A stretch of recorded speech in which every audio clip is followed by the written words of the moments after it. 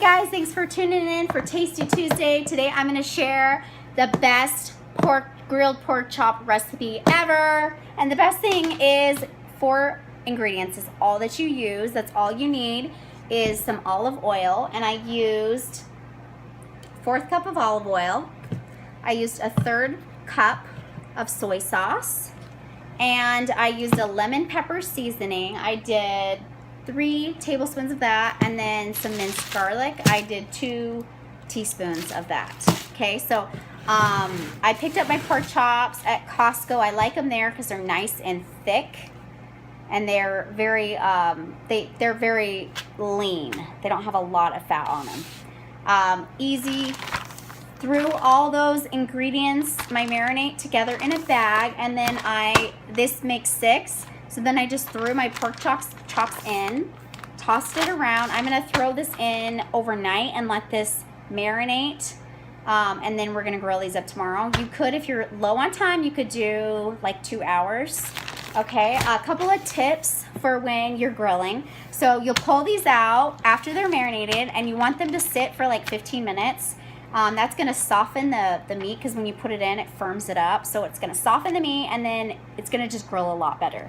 Okay, and so you're going to throw them on for 8 to 10 minutes on each side, because these ones are really thick. Cut it in half if you get the thinner ones. So 8 to 10 minutes if they're the really thick ones, okay, on each side.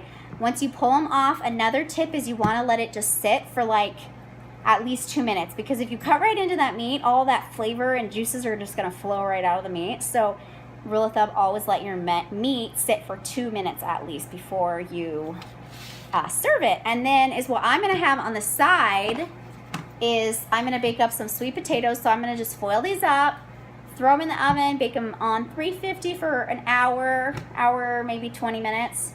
You know they're done when you stick a fork in and it just glides right in and glides right out. That's when you know your sweet potatoes are done. And then I'm going to pick up some green beans at Costco tomorrow. They have a huge bag of organic frozen. They're so good. They taste honestly fresh. Anyways, and to season them up, instead of doing the typical salt and pepper, I like to add in for a little bit more flavor.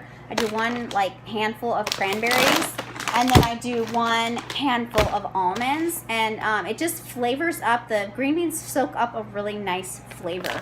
So that's what I'm going to have for my dinner tomorrow. So that's going to feed me, my kids, Jeff, and then we'll have some leftovers for the next day. So I have some other recipes. If you'd like to check it out, go to Adrienne Gray on YouTube, and I will be sharing every week on Tuesdays new healthy, delicious, nutritious recipes. Thanks for staying tuned and watching, and I will see you guys next week. Bye.